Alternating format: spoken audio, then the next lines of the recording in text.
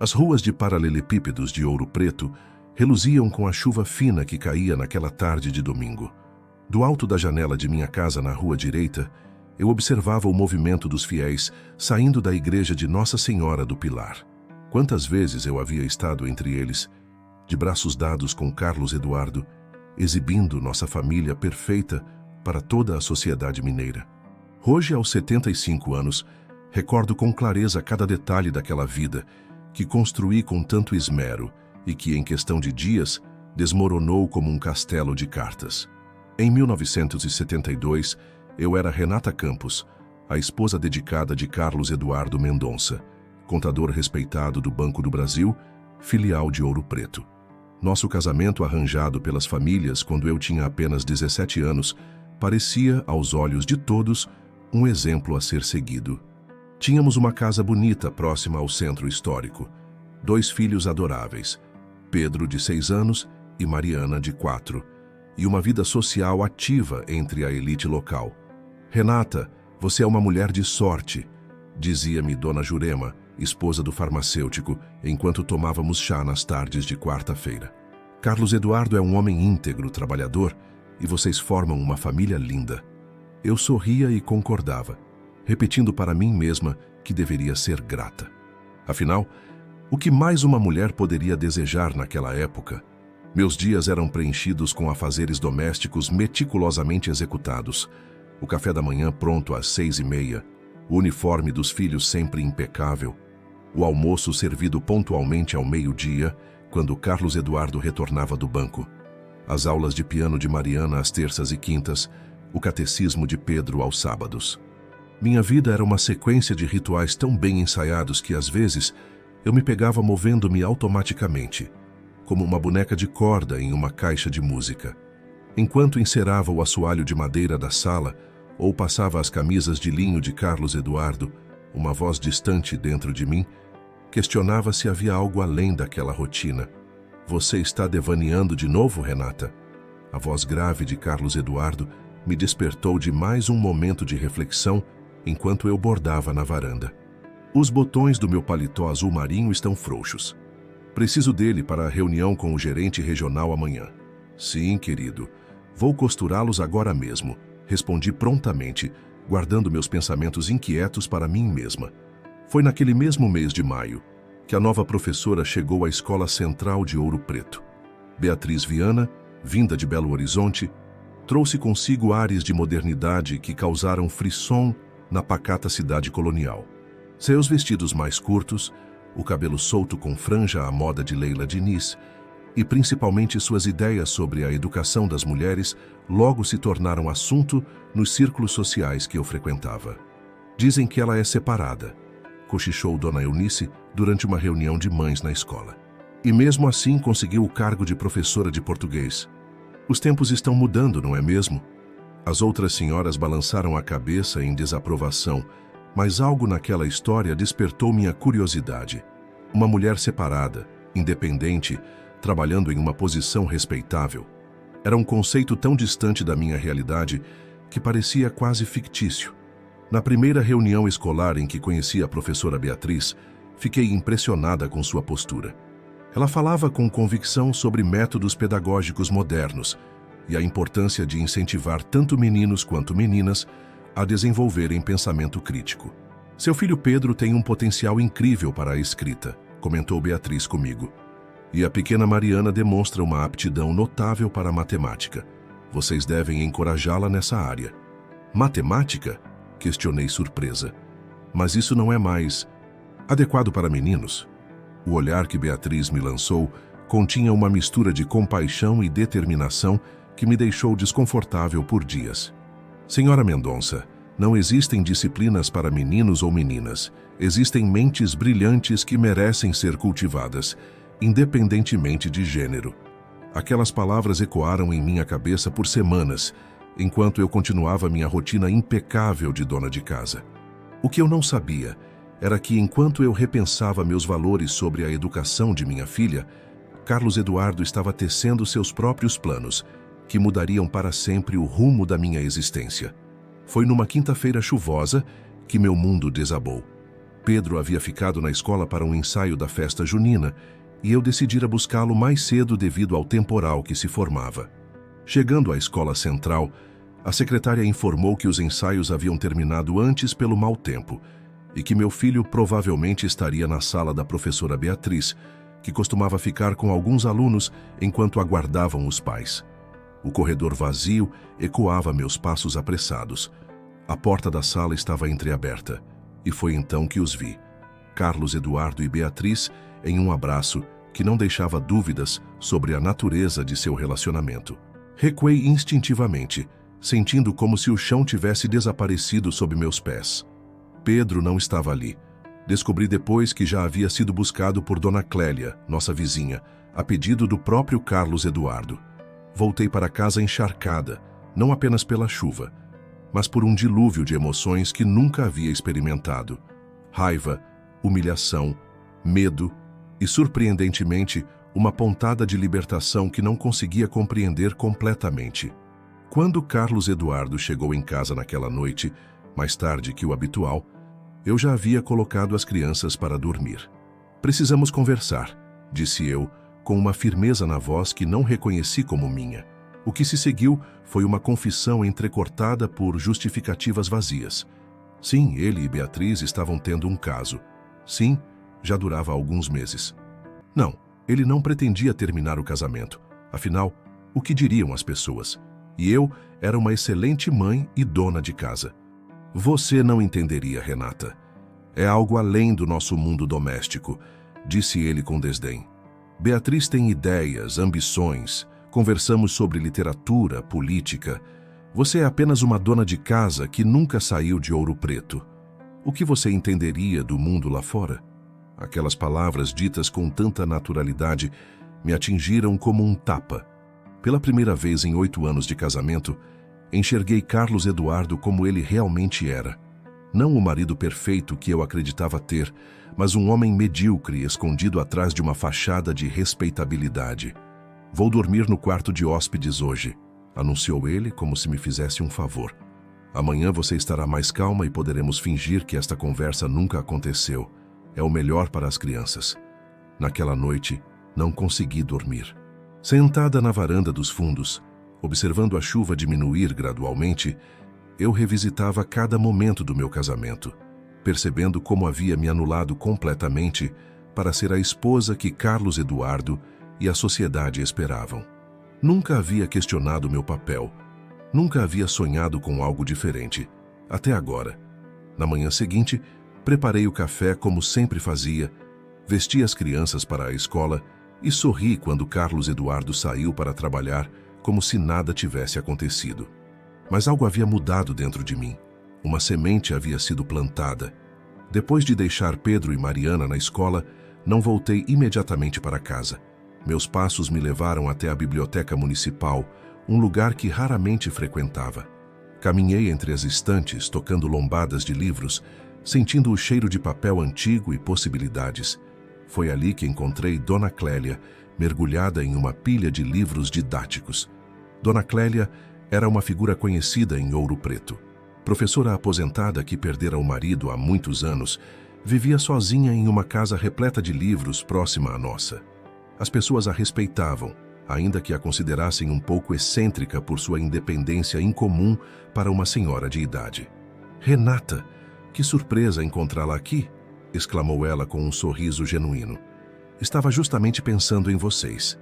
Pedro é um menino brilhante, sabia?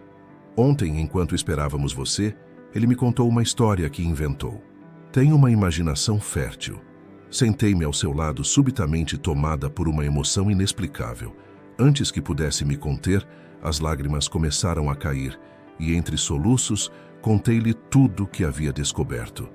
"Minha querida", disse Dona Clélia, segurando minhas mãos entre as suas, "o que você pretende fazer agora?"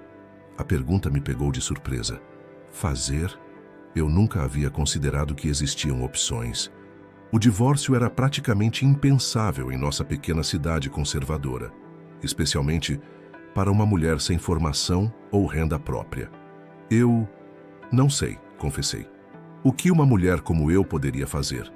O olhar que Dona Clélia me lançou era ao mesmo tempo compassivo e desafiador.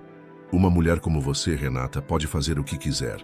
Já passou da hora de descobrir quem você é, além de esposa e mãe. Naquela mesma tarde, quando voltei para buscar um livro que Dona Clélia havia me recomendado, encontrei Beatriz na biblioteca. Nossos olhares se cruzaram brevemente antes que ela desviasse, visivelmente desconfortável. Em vez da raiva que esperava sentir, fui tomada por uma estranha curiosidade. Eu sei sobre você e meu marido, disse com uma calma que me surpreendeu. E quero que saiba que não a culpo completamente. Beatriz empalideceu buscando palavras. Mas quero entender, continuei. O que você tem que eu não tenho? O que a torna tão especial a ponto de Carlos Eduardo arriscar sua família? Não se trata disso, Renata. Ela respondeu após um longo silêncio. Não é sobre ser melhor ou especial. É sobre escolhas e oportunidades. Você nunca se perguntou o que poderia ter sido se tivesse tido a chance de estudar, de trabalhar, de se descobrir como pessoa? Suas palavras me atingiram com força, não porque vinham da amante do meu marido, mas porque ecoavam perguntas que eu mesma começava a formular. Ainda não é tarde, acrescentou Beatriz com um tom quase de súplica. Ninguém deveria viver a vida que os outros escolheram para ela. O mês de junho trouxe consigo não apenas as festas juninas que coloriam as ruas de Ouro Preto, mas também uma reviravolta definitiva em minha vida.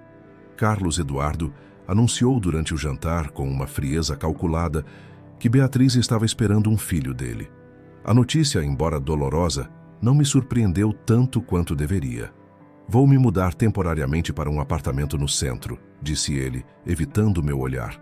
Precisamos manter as aparências pelo bem das crianças e da sua reputação. Continuarei sustentando a casa, é claro. Pela primeira vez, não senti desespero, apenas uma estranha sensação de finalidade.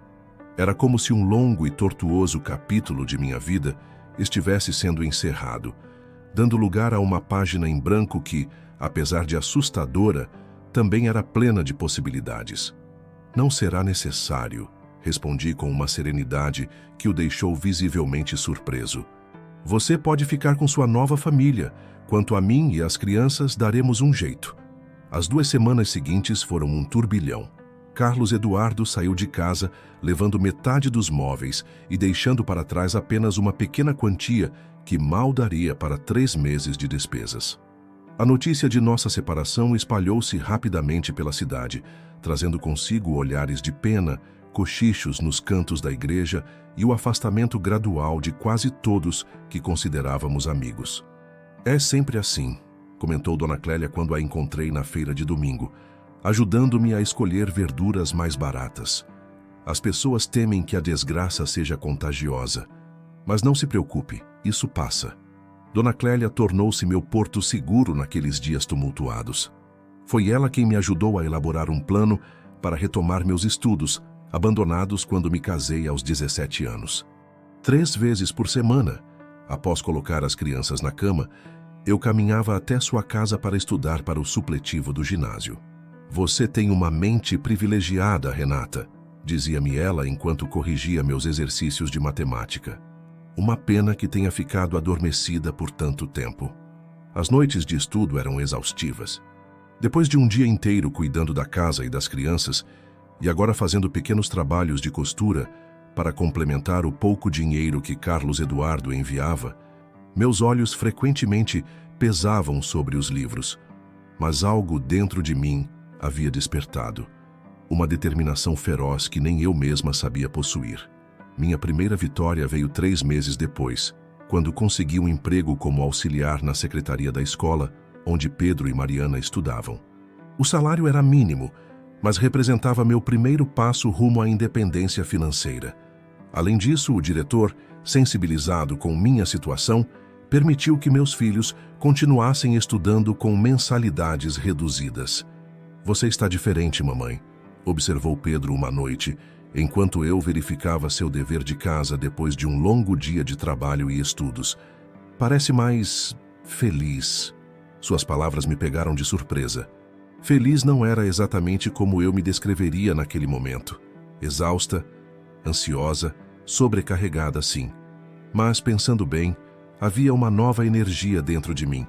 um propósito que nunca havia experimentado antes. Estou descobrindo quem sou, filho, respondi abraçando-o. E isso é uma aventura e tanto. O primeiro ano foi indiscutivelmente o mais difícil. Houve dias em que o dinheiro mal dava para comprar comida, outros em que o cansaço era tão grande que eu chorava escondida no banheiro para que as crianças não me vissem fraquejar. As festas de fim de ano foram especialmente dolorosas. Nossa primeira ocasião sem a presença de Carlos Eduardo, que havia se mudado com Beatriz para Belo Horizonte, onde poderiam viver seu romance longe dos olhares julgadores de Ouro Preto. Foi durante esse período que precisei vender algumas joias de família para continuar pagando as contas. Cada peça que deixava minhas mãos representava um pedaço do passado do qual eu me despedia, não sem dor, mas com a certeza crescente de que estava trilhando o caminho certo. Em meio às dificuldades, pequenas vitórias iluminavam meus dias.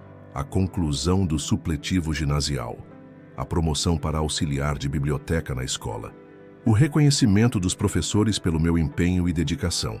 E mais importante, ver como Pedro e Mariana, apesar da ausência do pai, que raramente os visitava, desenvolviam-se como crianças saudáveis e seguras. Você está criando seus filhos para um mundo diferente, comentou Dona Clélia certa vez, ao me ver ensinando Pedro a cozinhar um bolo simples, enquanto Mariana organizava animadamente uma coleção de rochas que havia coletado. Um mundo onde meninos e meninas podem ser o que quiserem. Ao completar 2 anos de nossa separação, recebi uma visita inesperada. Carlos Eduardo, com olheiras profundas e um semblante abatido, apareceu em nossa porta numa tarde de domingo. Beatriz havia retornado a Belo Horizonte com o bebê de apenas 6 meses, deixando-o sozinho. Eu cometi um erro terrível, Renata, confessou ele, sentado desconfortavelmente na sala que outrora fora nossa. Joguei fora tudo que construímos por um capricho. Beatriz, ela não era quem eu pensava. Voltar para Ouro Preto, reconstruir nossa família, talvez seja o certo a fazer. Olhei para aquele homem, o mesmo que um dia representou todo o meu mundo, e percebi que não sentia absolutamente nada, além de uma distante compaixão. Não havia raiva, não havia mágoa, não havia amor. Carlos Eduardo havia se tornado apenas um capítulo encerrado em minha história. Não, Carlos, respondi com firmeza. Não há volta. Descobri que mereço mais do que ser a segunda opção de alguém. O espanto em seu rosto diante de minha recusa foi quase cômico. O Carlos Eduardo que conheci jamais poderia conceber que eu, a simples dona de casa sem grandes aspirações, poderia rejeitá-lo. Mas como você vai se sustentar? E as crianças precisam de um pai, argumentou ele confuso. Estamos nos sustentando muito bem. E quanto às crianças, elas têm um pai, mesmo que ausente. O que não precisam é de um homem que as ensine que relacionamentos são descartáveis e que pessoas têm valor apenas quando são convenientes. O outono de 1975 cobriu as ruas de Ouro Preto com um tapete dourado de folhas secas, anunciando não apenas a mudança de estação, mas também o início de um novo capítulo em minha vida. Aos 28 anos, eu acabara de receber o diploma do curso normal, conquistado após 3 anos de estudos noturnos, sacrifícios incontáveis e uma perseverança que desconhecia possuir. O diploma, emoldurado e pendurado na parede da sala, representava muito mais que uma habilitação profissional. Era o símbolo tangível de minha transformação. Professora Renata Campos, murmurei para mim mesma, admirando o documento, degustando cada sílaba como se fosse o mais refinado dos vinhos. A biblioteca da escola, onde eu trabalhava há quase 3 anos, havia se tornado meu refúgio e laboratório. Cada livro catalogado era uma janela para mundos que eu nunca havia imaginado. Cada conversa com os estudantes, uma oportunidade de praticar o que aprendia no curso. De auxiliar de biblioteca, fui promovida a assistente administrativa e, posteriormente, a monitora de reforço para alunos com dificuldades. Você tem um dom natural para o ensino, comentou o diretor, Sr. Augusto, observando como eu explicava conceitos matemáticos para um grupo de crianças. Deveria considerar seriamente a carreira docente quando concluir o curso normal. Suas palavras plantaram uma semente que floresceu rapidamente. Ensinar, percebi, Me trazia uma satisfação que nenhuma outra atividade jamais havia proporcionado. Ver o brilho nos olhos de uma criança ao compreender um conceito difícil era uma recompensa inestimável. Pedro, agora com 9 anos, e Mariana, com 7, testemunhavam diariamente minha jornada, absorvendo lições que nenhum livro poderia ensinar. Meu filho, antes tão tímido, desenvolvia cada vez mais sua habilidade com as palavras, escrevendo pequenas histórias que encantavam seus professores. Mariana, por sua vez, cultivava sua paixão pela matemática e ciências, incentivada por mim a nunca duvidar de sua capacidade em nenhuma área do conhecimento. "Mamãe, quando você vai ser nossa professora de verdade?", perguntava Mariana frequentemente, sentada à mesa da cozinha, enquanto eu preparava o jantar depois de um longo dia de trabalho e estudos. "Em breve, querida", respondia eu, trocando um olhar cúmplice com Pedro. "Muito em breve." A oportunidade surgiu antes mesmo que eu concluísse o curso normal. Uma vaga temporária para professora de português no 4º ano abriu-se quando a docente titular precisou afastar-se por problemas de saúde. Com a recomendação entusiástica do diretor e meu histórico acadêmico impecável, fui convidada para assumir a posição durante um semestre. Os primeiros dias foram assustadores. Parada diante de 30 crianças curiosas, senti o peso da responsabilidade e a insegurança momentânea de quem ainda não havia concluído sua formação. Mas logo encontrei meu ritmo, aplicando na prática o conhecimento que absorvia avidamente nos cursos noturnos. "Você é diferente das outras professoras", comentou certa vez uma aluna após uma aula sobre interpretação de texto, na qual utilizei letras de música populares como material didático, uma abordagem considerada pouco ortodoxa na época. "A senhora faz a gente pensar de verdade." Aquele comentário inocente validou não apenas meus métodos de ensino, mas todo o caminho que havia percorrido até ali. Quando o concurso municipal para professores efetivos foi anunciado, em meados de 1975, Dona Clélia foi a primeira a insistir que eu me inscrevesse, mesmo que ainda estivesse concluindo o curso normal. "Você tem conhecimento e experiência prática", argumentou ela enquanto me ajudava a revisar conteúdos para a prova. "E tem algo que nenhum diploma pode garantir: a paixão autêntica pelo ensino." O concurso atraiu 80 candidatos para apenas 10 vagas, muitos vindos de cidades vizinhas e com formação superior completa. A competição parecia desleal para alguém como eu, que ainda nem havia concluído oficialmente sua formação como normalista. Ainda assim, inscrevi-me, estudando cada minuto livre que encontrava entre o trabalho, as aulas noturnas e os cuidados com meus filhos e nossa casa. Na manhã da prova, Pedro e Mariana prepararam uma surpresa. Um café da manhã especial e um cartão feito à mão com os dizeres "para a melhor professora do mundo". Aquele gesto simples dissipou meu nervosismo, substituindo-o por uma determinação tranquila. As semanas de espera após a prova foram agonizantes. Carlos Eduardo, que mantinha contato esporádico com as crianças, soube do concurso e fez questão de manifestar seu ceticismo. "Não se decepcione se não conseguir, Renata", disse ele durante uma de suas raras visitas. "Há candidatos com muito mais qualificação e experiência." Suas palavras, que outrora teriam me devastado, agora apenas reforçavam minha resolução. O Carlos Eduardo que conheci anos atrás jamais poderia compreender a mulher que me tornei. Uma mulher que não precisava mais da validação de ninguém para reconhecer seu próprio valor. Quando os resultados foram finalmente divulgados, em uma tarde chuvosa de julho, eu estava na biblioteca, organizando a nova remessa de livros didáticos. Foi Pedro quem chegou correndo, encharcado e ofegante, com o jornal local nas mãos. "Mamãe, mamãe, você conseguiu o primeiro lugar!" O burburinho tomou conta da escola. Colegas me abraçavam, alguns genuinamente felizes, outros visivelmente surpresos.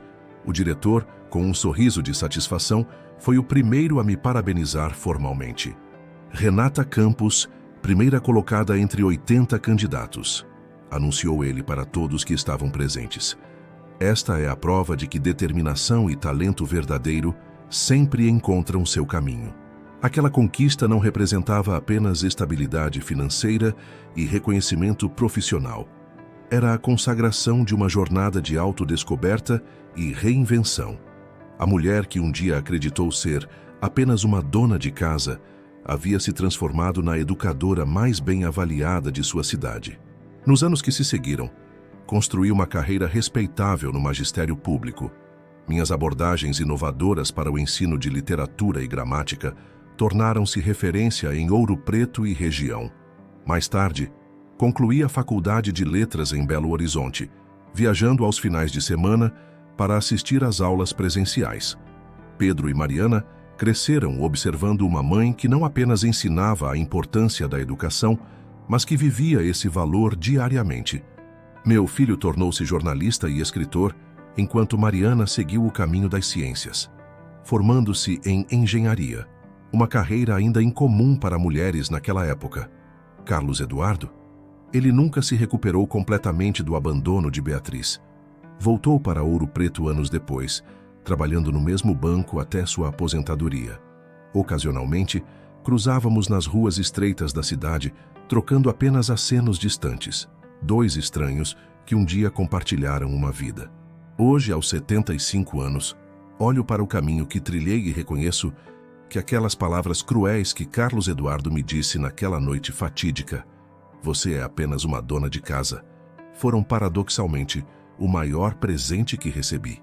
Elas despertaram em mim uma força que eu desconhecia, impulsionando-me a provar, não para ele ou para os outros, mas para mim mesma, que eu sempre fui muito mais do que os papéis que a sociedade havia me atribuído. A menina de 17 anos que se casou por arranjo familiar tornou-se uma mulher plena, uma professora respeitada, uma mãe que criou seus filhos para um mundo de possibilidades iguais. E esta, percebo agora, foi minha verdadeira vitória. Muito obrigado por chegar até aqui. Esperamos que a história de Renata tenha emocionado você e mostrado como a força interior pode transformar vidas, mesmo nas circunstâncias mais difíceis. Se gostou dessa jornada de autodescoberta e superação, não se esqueça de se inscrever no canal e deixar um gostei no vídeo. Isso nos ajuda muito a continuar trazendo histórias inspiradoras como esta. Todos os dias, compartilhamos narrativas que tocam o coração e fazem refletir sobre os desafios e triunfos da vida. E então, o que achou da transformação de Renata? Você já passou por alguma situação que exigiu reinventar-se? Conte sua experiência nos comentários. Nos vemos amanhã com mais uma história que vai aquecer seu coração.